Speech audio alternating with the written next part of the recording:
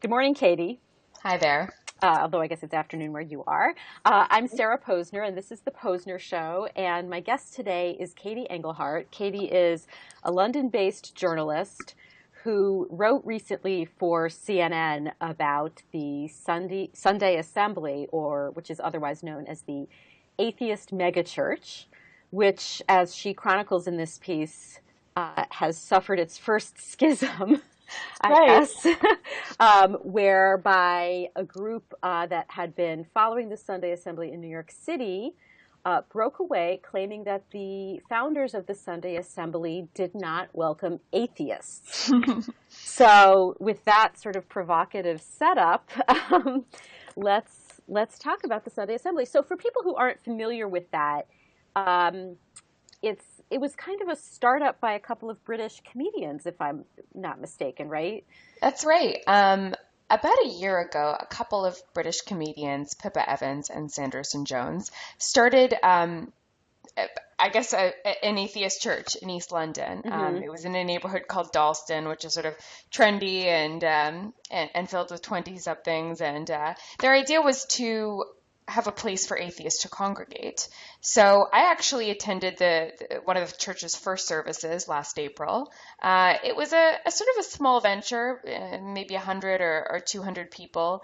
And yeah, since then it's really taken off. It got a lot of attention here in London. Hmm. They ended up moving to a big hall in central London, a very elegant kind of venue, and then in September they started a franchise. So, and the franchise, as far as I understand it from reading about it uh, in the U.S. media, they started a Kickstarter campaign, and they were looking to raise a lot of money so that there could, or not a lot of money, but enough money so that these atheist churches, and perhaps calling them atheist megachurches is a little bit overblown because Sure. maybe the mega part is missing thus far, and that they were cropping up in cities all across America. That's right. I mean, the story the founders tell is that they started getting emails from people all over the world asking them to start Sunday assemblies, everywhere. Hmm. And the founders had the idea to create a franchise so that people could take the model, the rules, the motto, the trademark, the logo, all of that, and transplant it. So they picked, I think, 40 cities to start with, and in September they started rolling them out. So the founders actually did their own kind of road shows going around to North America, to Australia and New Zealand, and starting new branches. So the interest I think was organic to those places, uh, but the model's been transplanted, I think, to a lot of different places. Now, I've talked to a few people about this phenomenon, and in the sort of secular atheist community here in the United States, and there's sort of a mix of reactions to it. Hmm. One reaction is, well, sure, if atheists need a community and a place to congregate, just like people who have a God belief. So it's nice to have that community, even though we don't share a belief around a sacred text or a God being or anything like that. And for some people, the reaction was more like, I'm not really comfortable with that because church is what we as atheists wanted to get away from, and we don't really need a church to have an identity as an atheist or secular movement, and we don't really need church to have a community. Hmm. Yeah, I mean, I think you summed that up nicely. I think uh, there are varied reasons why people attend Sunday assemblies or other atheist gatherings. Hmm.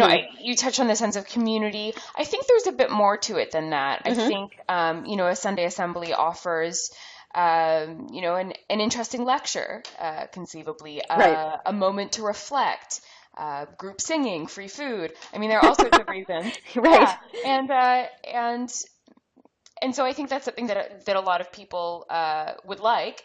They would like it without God.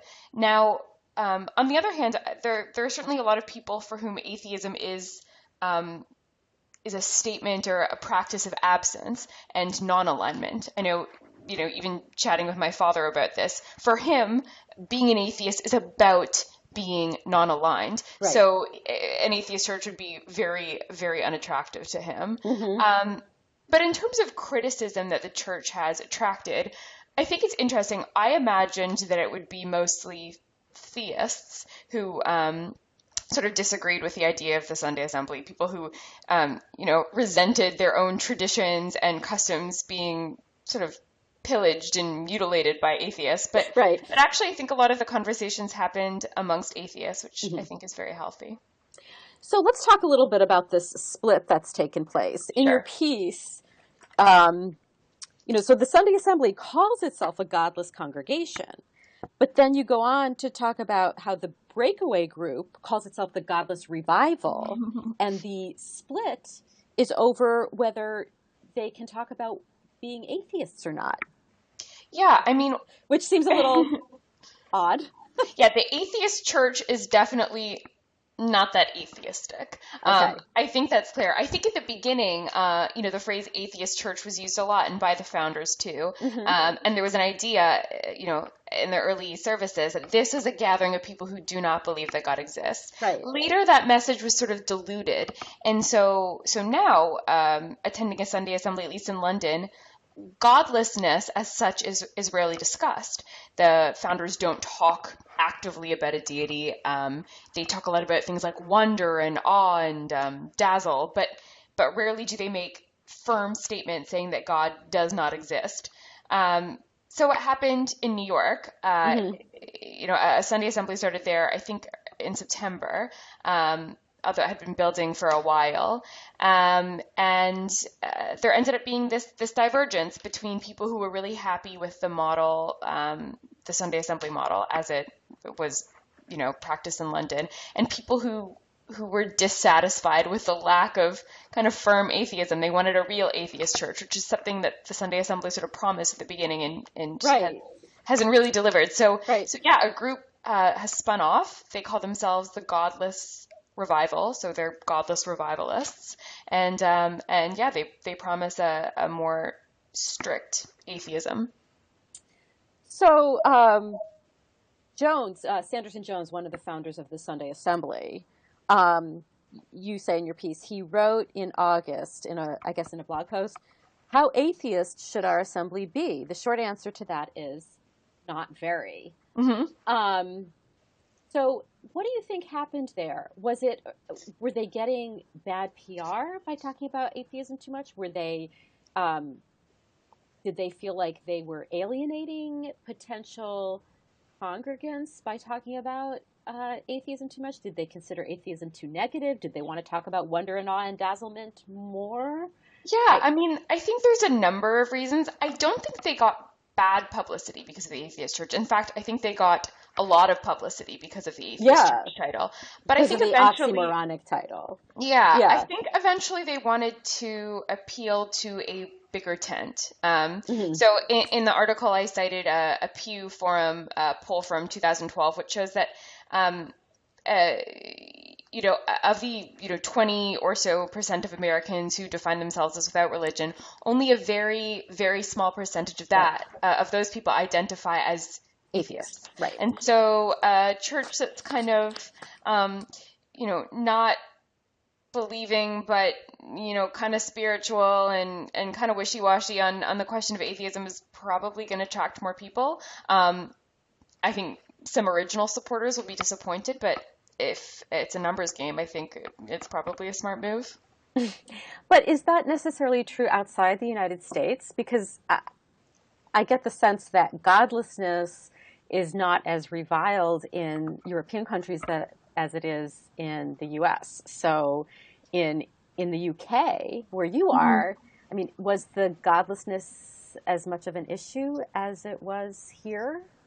Yeah, well, I think it's actually really interesting in the UK context because in the last year or so, there has been a kind of a backlash against vocal atheists. A number of sort of atheist champions, leaders, Richard Dawkins and the like, have made some controversial statements over the last year or so about religion, particularly about Islam. Right. And I'm not sure that all of the criticism of Dawkins, et cetera, is justified, but I think certainly there's an idea, a belief in the UK that atheists are increasingly a nasty bunch, or that they're intolerant towards faith, or this or that. So I think maybe the atheist title isn't, a huge selling point here, although probably no match for America's hatred of atheism. Yeah. Right. So, so what do you think that people who go, so with this atheist split, the atheists are basically saying to the Sunday Assembly folks, look, we want something that's more explicitly atheistic. Right. And but this hasn't ruined the Sunday Assembly. The Sunday Assembly is still going forward with the people who like its dazzlement and awe message. And Yeah. what are the people who are still, I get what the people who are the atheist schism folks, they want to be, they're purists wanting to be atheists. But the people who are still drawn to the Sunday Assembly, what is it they're looking for, do you think? I mean, apart from the questions of community and feeling like you're in a gathering of like-minded people. I think having had a chance to talk with people at Sunday Assembly London, I mean, I think a lot of people, they want a kind of more active disbelief. So I think a lot of atheists, certainly when I grew up, I was kind of a lazy atheist. I vaguely didn't believe in God. It was what I'd been taught growing up, but didn't really think about what my disbelief meant, why other people feel religious, how I can create a kind of secular moral code way of living that maybe draws from religion but is entirely godless. So I think that maybe people who attend Sunday assemblies are looking for that kind of more active thought process. They don't want atheism to be, or godlessness to be, a tally of things that they lack, lacking faith or this or that, but they want it to be something more active. And certainly a lot of people like the idea of having an hour a week where they can think about how they should live, set some goals, that sort of thing. So I think it can be quite an intellectual enterprise. On the other hand, I think probably a lot of people are there for the fun. There's a house band, there's food and book clubs and all sorts of things attached to the Sunday Assembly. So for others, I'm sure it's more like a glorified community center almost. So I guess I'm a little confused by everyone's appropriation of the word godless, but then one group wanting to say, we're a godless congregation, but we're not really going to talk about atheism. Sure. And then the other one saying, we're a godless revival, and we are going to talk about atheism. I mean, this split almost seems silly. I think there is a difference. I think there is a difference in that, according to Lee Moore, who's one of the founders of the Godless Survivalists, according to him, he was told or asked by the Sunday Assembly headquarters not to bring in too many atheist speakers, to have people talk about a variety of topics. Sunday Assembly London has had a vicar address the crowd, and I think that we will probably see the godless survivalists have a lot more sort of vocal, active atheists. I wouldn't be surprised if there was a bit more of a political edge to that group. There are a lot of atheists out there who would like to get together and discuss prejudice they feel as a community. So I do think there is a difference, and to the great credit of the Sunday Assembly founders, they're very open to criticism. I've published a number of articles that are critical of their operations, and still they grant me interviews when I want to chat. Sanderson Jones, he said something when the Godless Survivalists split off. It was something along the lines of, we're one flavor of ice cream, and we hope there are different kinds of atheism to suit every palate. And I think, it's a really healthy attitude to take, as it stands in direct contrast to other groups, other religious groups that I reach out to as a journalist and who refuse to grant me interviews, especially if they've read articles in which I profess to be an atheist. So, Yes. Mm-hmm. so again, I think, I think there will be a lot of critics, but so far the group's been really receptive and respectful of those critics. It's interesting. It's almost like there's been, and it all happened in this very sort of condensed period of time relative to the development of changes in, say, Christianity over 2,000 years. Mm. But it's almost like there's been some sort of reformation, and we're already seeing the different denominations that resulted from the Reformation. I mean, it's kind of a clumsy analogy, but in a sense, it's almost like they're all saying, well, we are all atheists, but we have slightly different, we have a slightly different theology, if you will, on that, or a slightly different approach. I mean, because sometimes when you look at the differences between different Protestant denominations, to an outsider, it can appear to be rather irrelevant. But to them, so those distinctions are very, very relevant. Sure.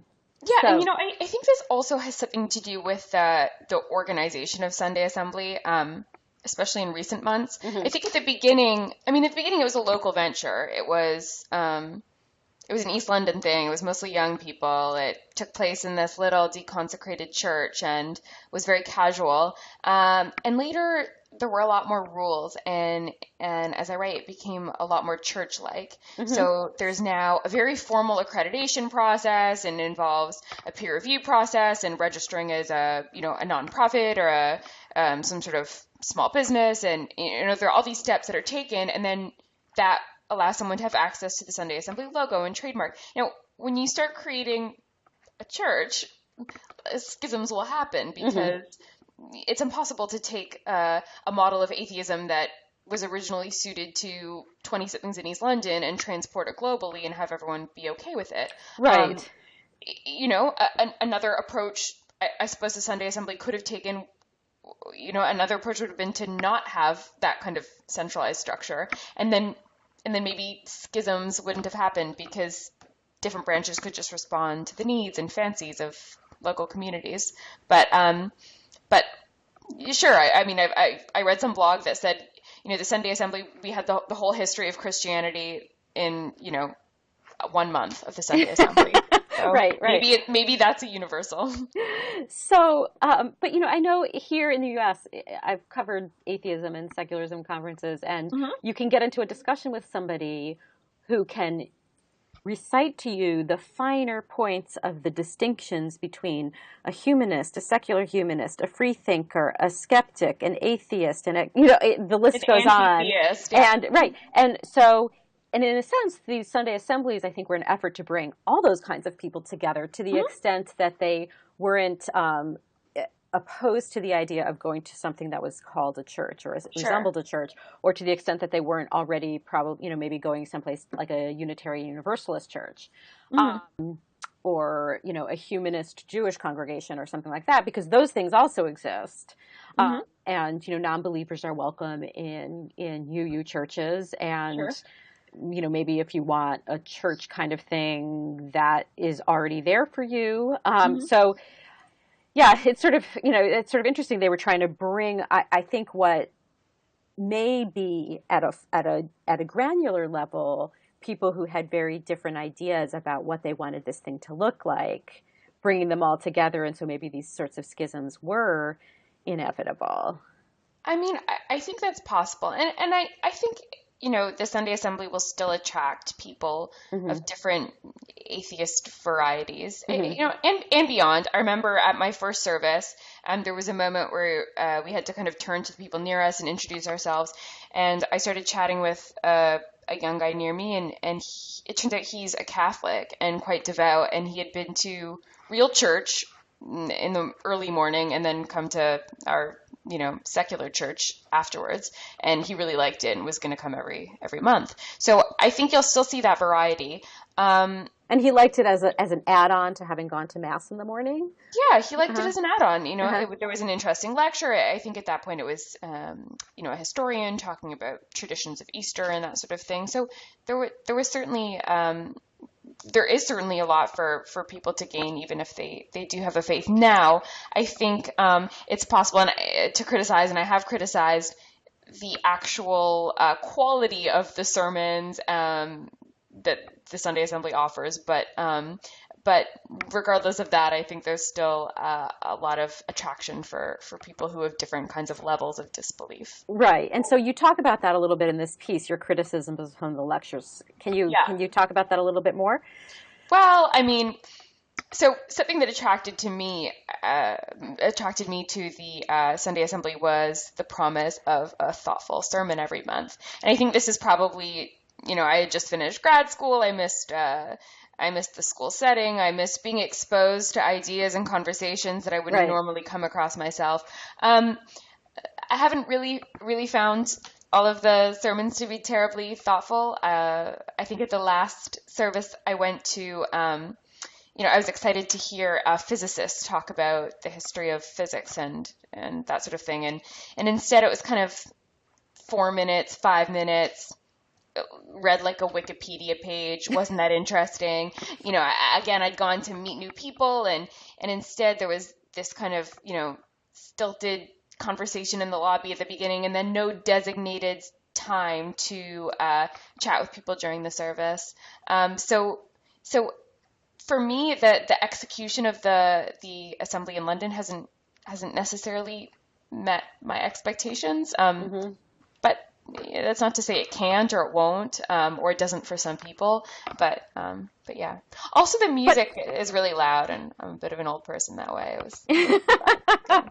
right. But what I was going to say with regard to your point about the lectures, I think that for a lot of religious people, do a lot of searching before they settle on a church or a synagogue or a mosque. Absolutely. They want to make sure that that the um, the rabbi, imam, preacher, pastor sort of meet their standards for perhaps intellectual rigor, Yeah. maybe religious rigor. And so the idea of like, well, you've been to the one and it didn't really measure up to what your expectations were. I think Hmm. that's like a really common experience for anyone who's looking for a congregation. And maybe in a way that means that, the atheist church movement, or if you want to call it that, uh, has some of the same issues that churches and other houses of worship have. Yeah, I think that's definitely a good point. I mean, I would hope that in a few years' time, people have a nice choice of atheist churches to attend. I think the Sunday Assembly tried to sort of bypass some of those issues related to affinity with the preacher Hmm. by mandating that chapters have rotating MCs. Uh, Hmm. in London, there hasn't been a rotating MC for whatever reason. But I do think it's a good idea. I think it would make it easier for people to find a single church that they could kind of get along with if there wasn't one charismatic leader Right. dominating. Well, But charisma yeah, is an issue that I was thinking yeah, about as you were talking, because I think for some people, I mean, depending on your religion and your denomination and your orientation, for some people in religion, they're looking for someone who's, very scholarly and educated. So they might be looking for that. Other people are maybe just looking for that pure charisma, that pure yeah, ability to sort of connect with what people are thinking and connect these complicated ideas exactly. to your life. Hmm. And not abstract these religious ideas so much that you feel like you're not oriented around them at all. Um, Exactly. so Exactly. So we've got, two stand-up comics in London, but elsewhere, Harvard University has a humanist community right. which is really strong. Hmm. Atheism and humanism, not necessarily the same thing, but Right. it is a secular community, and Right. that I think that leadership is quite uh, intellectual. Hmm. The what they offer is more intellectually rigorous. But yeah, again, it's a matter of preference. So, I think that, in the evangelical and charismatic Christian world, the charisma, not in a religious sense, but maybe in just a more personal sense, is a huge thing Yeah. because a preacher who can, um, you know, pick up the mantle of starting a church and get people to come. I mean, that is what draws people. Hmm. The religion has already been there. Some people are looking for somebody new, somebody fresh, somebody Yeah. who's really going to motivate them or inspire them. Hmm. Um, but I wonder, like, do these atheist churches have, and I'm not saying that the atheist churches have to mimic, I think that's one of the problems is like this tension over whether they need to mimic Sure. actual churches or not.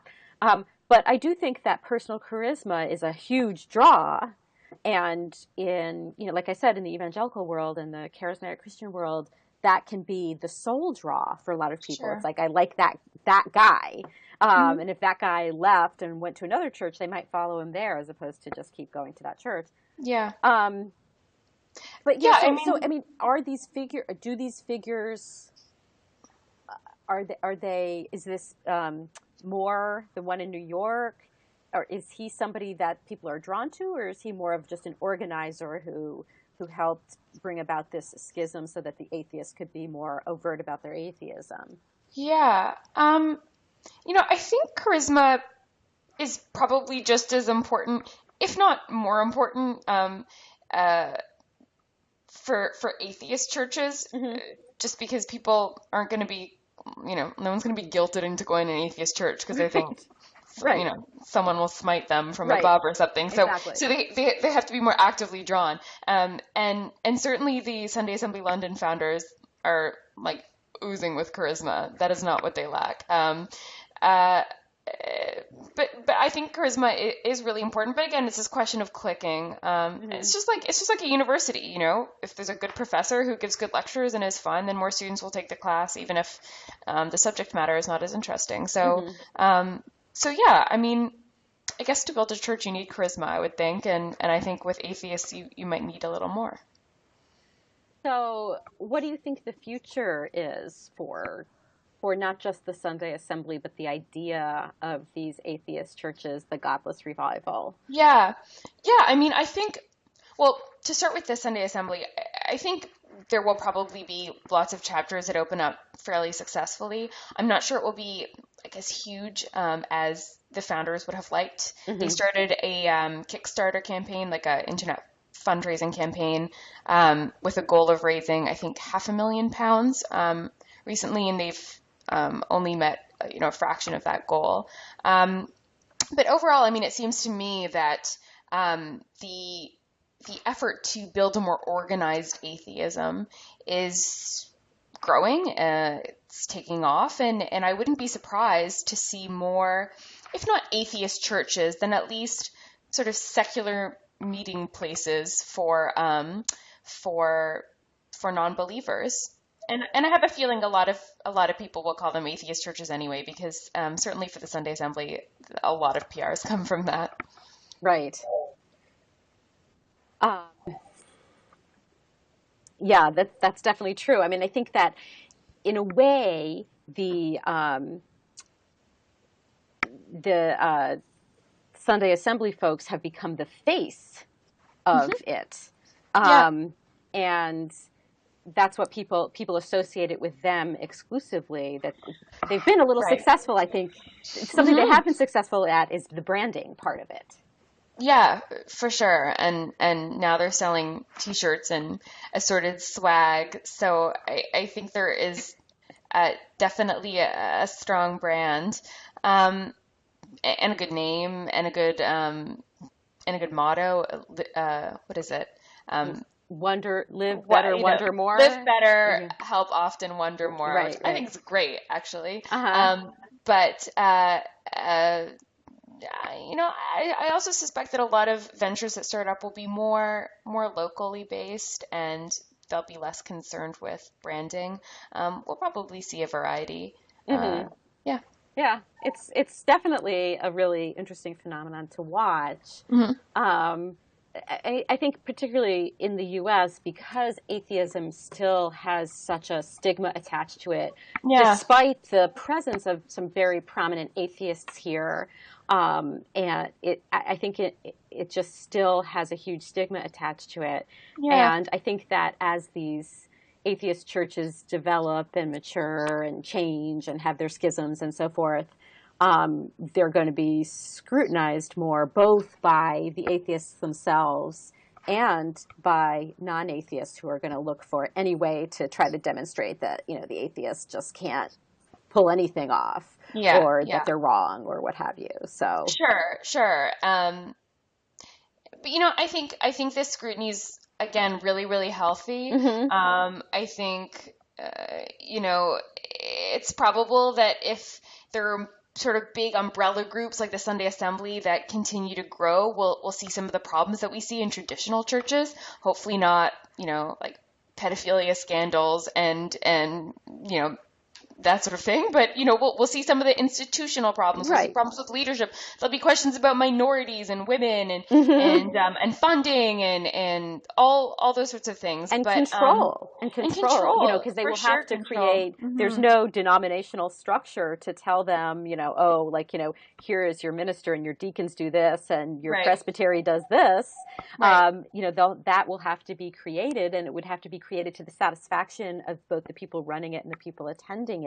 Those are challenging issues. Yeah, and you know, I think in a way it's a challenge too for individuals. As I said, I think that it's one thing to not believe in God, and it's another thing to approach that disbelief actively and sort of think about what it means and how it influences one's life and how one defines priorities in the absence of religious belief. So I think it will be a struggle, but I think it should be a really welcome opportunity. And then there'll be lots and lots and lots of atheists who would never set foot in an atheist Right. church, And that will never change. and that will never change. Right. Well, listen, thanks so much for talking to me. The piece is at CNN's website. Mhm. We have a link for it here on Blogging Heads, and you should go read it. It's really interesting. And check out Katie's website. And thanks again, and maybe we can do this again. Yeah, thanks, Sarah. Okay, thanks, Katie. Bye. Bye.